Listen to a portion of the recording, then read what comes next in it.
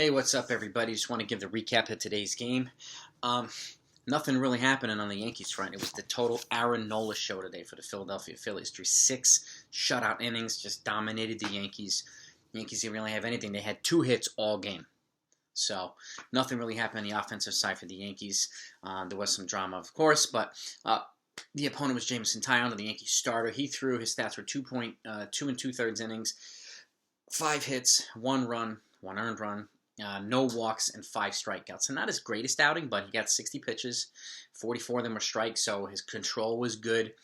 And again, exited healthy. Exited with the bases loaded, but he still exited healthy. So we'll take that. And then Aroldis Chapman pitched fine. And at the end of the game, Mr. Cortez pitched fine. Unfortunately, we had an issue in the middle of the game. Justin Wilson came in and he served up a 2-run home run to Didi Gregorius, and he didn't look right when he came in. He just didn't look comfortable and didn't look right, and then he wound up having to call the guys out from the dugout, and they had to take him out of the game with left shoulder tightness. So that's in his pitching arm. So I don't know if it's rotator cuff or lat. We just don't know what's happening yet. But this is another important Yankee relief pitcher that's gone down. Zach Britton just got elbow surgery. Now Justin Wilson's down, so they're going to have to rely, depending on the severity of his injury, they're going to have to rely on some of these other guys, whether it be Tyler Lyons or Lucas Luge, Darren O'Day, who pitched today, pitched okay. But they're going to have to rely on some of these other guys. Chapman is actually looking pretty good. He's got some new pitches, so I'm excited about that, where he's not going to have to rely on either a hanging slider or his fastball all the time. So, but he's already, mid-season form, he's already thrown 97, 98 on the regular, so, which is a really encouraging sign. The bats, unfortunately, didn't do much. They drew some more walks, but the guys are just staying healthy, getting ready for the season. So there were a couple of good defensive plays on the Phillies side that robbed a couple of Yankees of some pretty hard hit balls. So Stanton hit a nice, should have been a double, but he hit it so damn hard that down the line it only became a single. So that's kind of the recap for the Yankees. Nothing much. We did hear from, Miguel Andujar doesn't look like he's going to be coming back anytime soon from a hand injury. So, which opens up a potential spot for Derek Dietrich.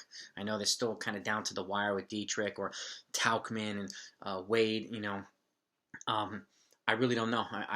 Bruce is looking good. I have a feeling he'll be there. Gardner, they're guaranteed a spot. Higashioka, guaranteed a spot. Or Rob Brantley, or Brantley being the third catcher.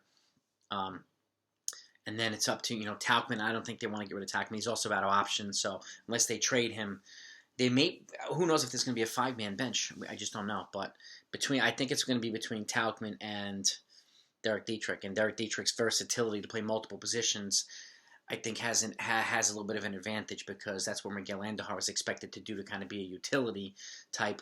And Dietrich is kind of a lefty version of the things that Miguel Andujar can do. And he's got a decent bat. So we'll see what happens there. And the other story that I just wanted to mention, people are talking about Corey Seager from, Yankees have their eye on Corey Seager for after the season. I don't see it.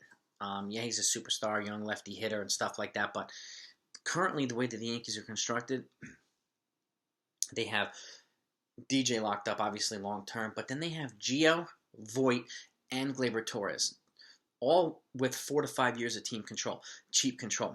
Seager's going to get $200 million. I don't personally see it would be sexy to get him, but I don't see the need. We need pitching, and it's obvious. Pitching.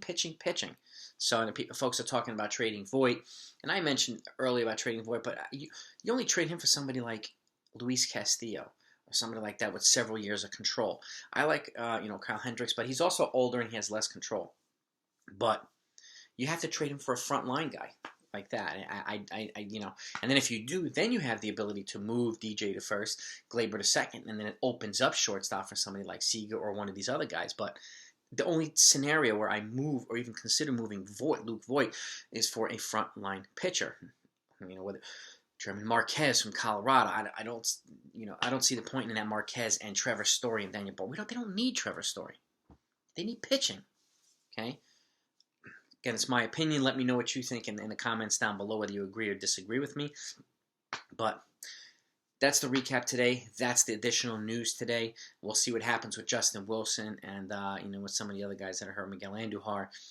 And we'll see what kind of roster moves are going to be made now, because they're going to need another reliever, because we don't know how long Wilson's going to be out for. So, keep an eye on that. I'll keep you posted. They play Detroit tomorrow, so I'll give you the update on that and the recap. So, and if you want to see it, make sure you hit that subscribe button if you haven't yet, and the notification so you know exactly, you're notified exactly when the video comes out.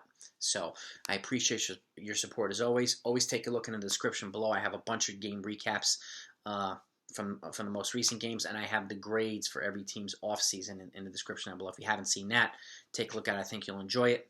Thanks for watching. Have a good night.